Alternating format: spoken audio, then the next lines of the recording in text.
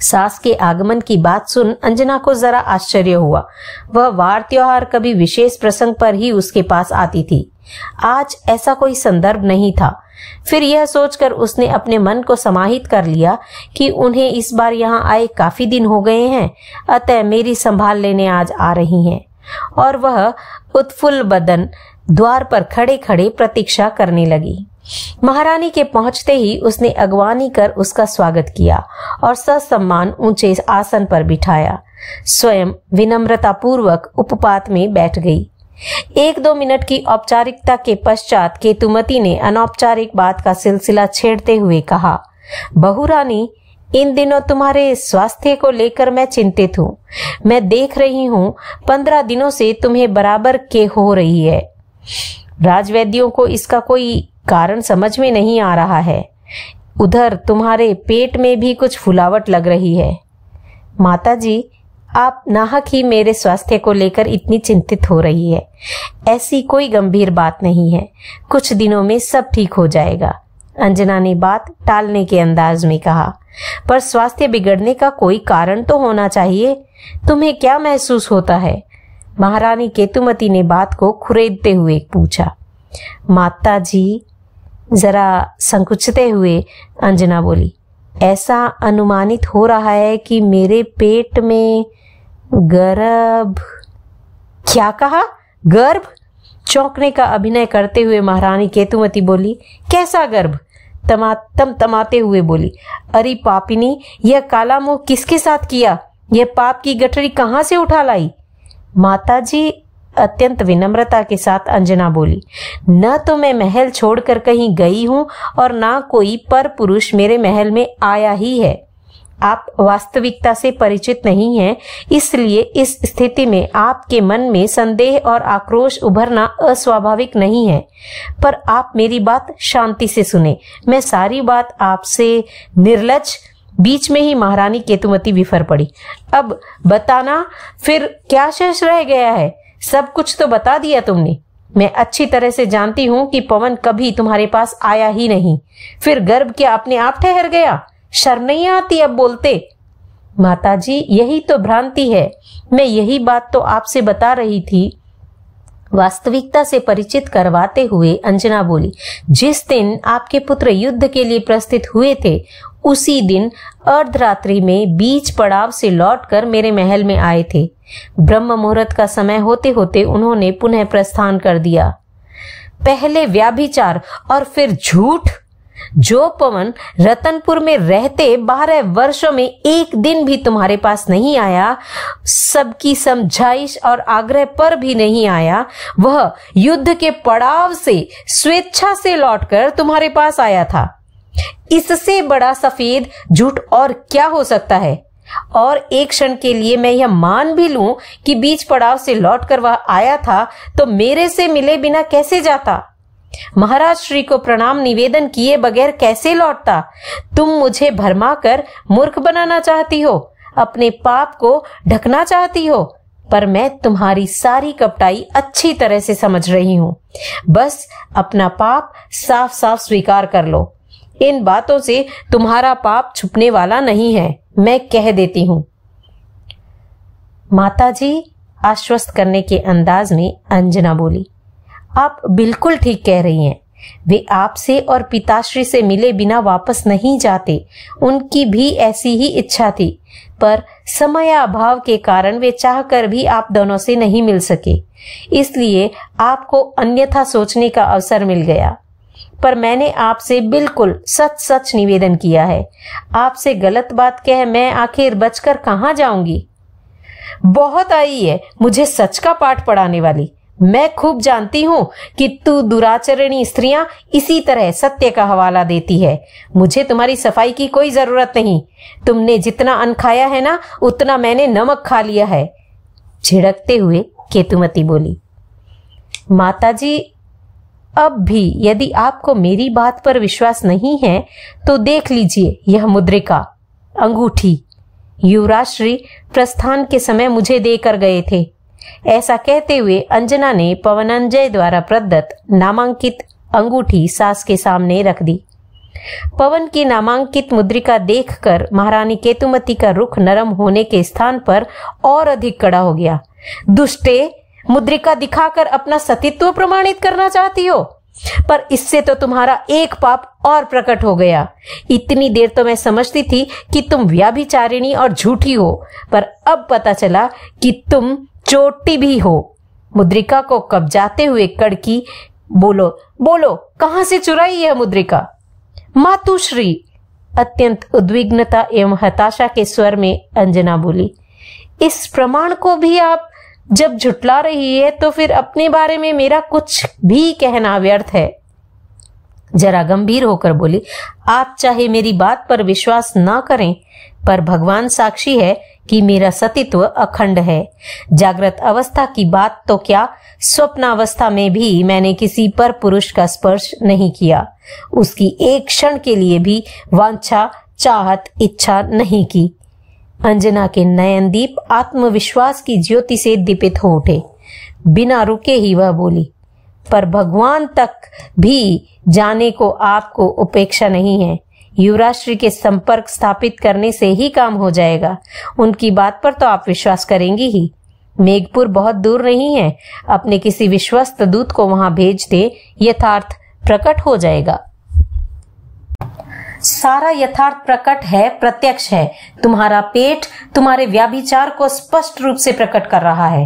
प्रकट और प्रत्यक्ष के लिए फिर किसी दूसरे प्रमाण की अपेक्षा नहीं होती। मुझे अब किसी से कुछ पूछने की जरूरत नहीं है। ऐसी दुष्चरित्रा को मैं अपने घर में नहीं रहने दूंगी। निकल जाओ मेरे घर से। कल मुही हमारे कुल को कलंकित कर दिया। आवेश के अतिरेक से केतुमती का शरीर धूजने लगा। माता जी, सास के पैर पकड़ते हुए अंजना बोली, ऐसा कठोर आदेश न दें।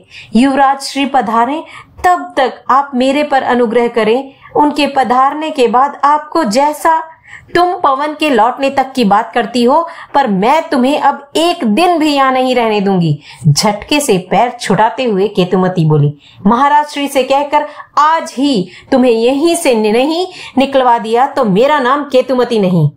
और वह बंदूक से छूटी हुई गोली की तरह अंजना के कक्ष से बाहर निकल गई।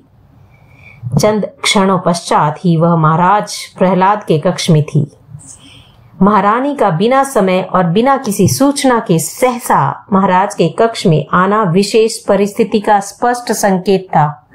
फिर उसका आवेग ग्रसित चेहरा इस संकेत को और अधिक स्पष्ट कर रहा था। महाराज प्रहलाद महारानी के आगमन का प्रयोजन पूछते उससे पूर्व ही केतुमती ज्वालामुखी ज्यों फट पड़ी। स्वामिन, अनर्थ हो गया, हमारी तो नाक कट गई। बहू अंजना ने रत्नपुर के राजघराने की इज्जत को मिट्टी में मिला दिया। पवन ठीक ही कहता था कि वह दुष्चरित्रा है। हमने उसके इस कथन को उसकी भ्रांति ही माना था, पर भ्रांति में वह नहीं, हम थे। आज वह भ्रांति टूट गई है और वास्तविकता प्रकट हो गई है। न जाने आज तक कितने पुरुषों की उसने सैया को छुआ है, और अब तो उसके पेट में ठहरे गर्भ से पाप का घड़ा भी फूट गया है। ऐसी कुल कलंकिनी को अब मैं एक दिन भी अपने महल में रहना हितकर नहीं है। आज ही वह अपनी राज्य सीमा से बाहर निकल जानी चाहिए। प्रथम बार में ही स्निग्ध भोजन की तरह केतुमती की बात महाराज प्रहलाद के गले उतर गई, और इस सीमा तक उतर गई कि उन्होंने अंजना से अपनी बात का स्पष्टीकरण मांगना भी अनावश्यक समझा। महारानी के चिंतन से सहमत हो उन्होंने अंजना को निष्कासित करने का निर्णय कर लिया। अलबत्ता लोक निंदा से बचने के लिए उसे उसके पीहर महेंद्रपुर भेजना उपयुक्त जचा, जबकि केतुमती उसे सीमा पार सीधा वन में छोड़ने पर आमादा थी। केतुमती के महल से जाने के 1 घंटे बाद ही अंजना को राजभवन छोड़ महेंद्रपुर जाने का आदेश प्राप्त हो गया। हालांकि अंजना को महाराज से न्याय मिलने की आशा नहीं के बराबर थी, तथापि उसे रत्नपुर छोड़ने से पहले एक बार उनसे मिल लेना उपयुक्त लगा। पर महारानी ने महाराज को इस ढंग से भर दिया था और पक्का कर दिया था कि वे उसकी कोई भी बात सुनने को तैयार नहीं थे। अंजना ने यद्यपि यहाँ तक कह दिया कि वह अपनी कड़ी से कड़ी परीक्षा देने को तैयार है, धिज करने के लिए प्रस्तुत है। अंजना को जब लगा कि इन तिलों में तेल नहीं है तो वह तत्काल उठकर कक्ष से बाहर आ गई और अपने महल में लौट आई। महल में पहुंचकर उसने महाराज के आदेशानुसार काले वस्त्र धारण कर लिए। बसंता को भी ऐसा ही आदेश था। जैसे ही अंजना को सूचना मिली कि रथ महल के बाहर पहुंच गया है, वह बसंता के साथ आकर उसमें बैठ गई। रथ तत्काल महेंद्रपुर की दिशा में प्रस्थित हो गया। महेंद्रपुर की सीमा आते ही रथिक ने भारी मन से दोनों को उतर जाने को कहा। चूंकि उसकी मानवीय संवेदनाएं जागृत थी, इसलिए अंजना के साथ हुए इस अमानवीय व्यवहार से वह बहुत खिन्न था, व्यथित था, दुखी था। हालांकि कर्मकर होने के कारण महाराज के आदेश को क्रियान्वित करने के लिए वह विवश था, पर अंजना और बसंता को उतरने के लिए कहने के साथ ही उसके अंतर की खिन्नता, दुख और विवशता एक साथ उसके चेहरे पर ही नहीं, आंखों में भी उतर आई। रथिक की इस स्थिति से अंजना भी संवेदित हुए बिना नहीं रह सकी, पर किसी प्रकार अपने को संयमित रखते हुए बोली, भाई तुम दिलगीर क्यों हो रहे हो? तुम्हारा कोई दोष नहीं है। तुमने तो महाराज श्री की आज्ञा का पालन किया है। यह सब मेरे ही योग संयोग की बात है। तुम निश्चिंतता से जाओ, मैं अपने भाग्य की यात्रा करूंगी। यह जिधर ले जाना चाहेगा उधर चली जाऊंगी। अच्छा, अब विलंब मत करो, शीघ्र रत्नपुर पहुंचो। युवराज श्री पधारे तो मेरा प्रणाम निवेदन करना। सारथी ने दिल पर पत्थर रखा और अंजना को प्रणाम कर रतनपुर की ओर प्रस्थित हो गया। अंजना बसंता के साथ महेंद्रपुर के राजभवन की ओर प्रस्थित हो गई। महेंद्रपुर के राजभवन में अंजना के प्रवेश करते ही द्वारपाल सकपका गया। वह दौड़ता हुआ महाराज महेंद्र के पास पहुंचा और बोला, स्वामिन, अंजना बाई जी आई हैं। अच्छा? उत्फुल्ल होते हुए महाराज महेंद्र बोले, अंजना आई है? द्वारपाल के चेहरे को पढ़कर बोले, पर तुम घबराए हुए से नजर कैसे आ रहे हो? महाराज, परेशानी के स्वर में द्वारपाल बोला, वे अकेली ही आई हैं, केवल बसंता दीदी उनके साथ है। फिर दोनों ने काले कपड़े पहन रखे हैं। कोई गंभीर स्थिति लगती है। आप ही बात का पता लगाएं। सुनते ही महाराज महेंद्र एकदम चौंके। स्थिति का अनुमान होते उन्हें कोई समय नहीं लगा। फिर भी अपने को सामान्य सा बनाते हुए बोले, द्वारपाल तुम चलो, हम अभी आकर देखते हैं। अंजना को दूर से देखते ही महाराज महेंद्र के अनुमान को निश्चय का आधार मिल गया।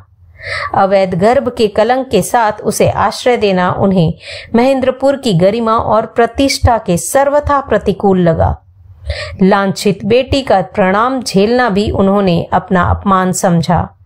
मन में यहां तक दुश्चिंतन कर लिया कि ऐसी कुलघातिनी बेटी न जन्मती तो अच्छा था, और योग संयोगवश जन्म भी गई तो क्या हुआ? ऐसा मालूम होता तो उसी समय उसका घात कर देता। फिर आज यह काला दिन तो नहीं देखना पड़ता। हे मौत, अब भी इसे जल्दी उठा ले। धरती से इतना पाप तो कम होगा। मैं लोगों को मुंह दिखाने लायक तो रह सकूंगा। प्रकट में अंजना से बोले, तू बेटी नहीं, मेरी वैरण है। न जाने किस जन्म का वैर लेने के लिए मेरे घर पैदा हो गई। पापिन, पेट में पाप लिए मुझे मुंह दिखाने आई है।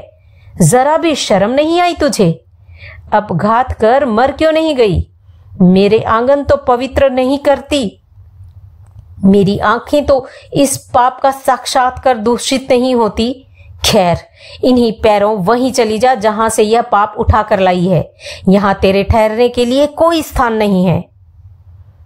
बसंता ने महाराज महेंद्र को शांति से एक बार सारी बात सुन लेने का आग्रह किया। वास्तविकता से उन्हें परिचित करवाने का प्रयत्न किया, पर महाराज महेंद्र इतने आवेश में थे कि सारा आग्रह, सारा प्रयत्न तप्त तवे पर गिरी मानो पानी की बूंद की तरह बेकार रहा।